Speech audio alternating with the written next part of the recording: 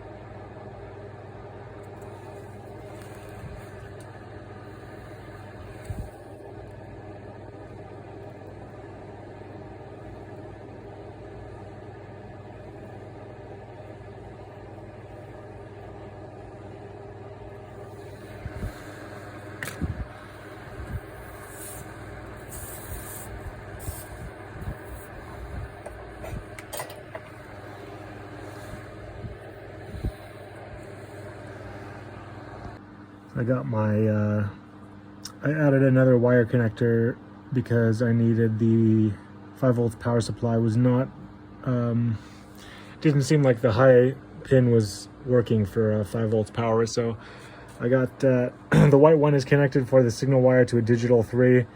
And these 2 are, the black one is ground and the yellow one is the 5 volts. Got them wired up, and I got the, wires soldered together also with the what do you call them, those those wire shrink wrap things, and I taped them all together, and now I got that working on the light strip.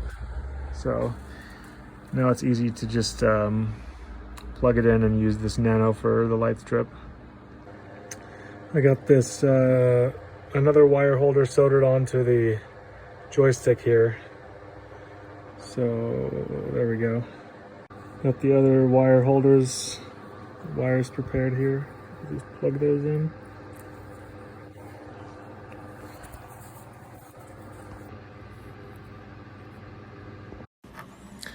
Got this done finally. It got a little more complicated than I thought it was going to be, but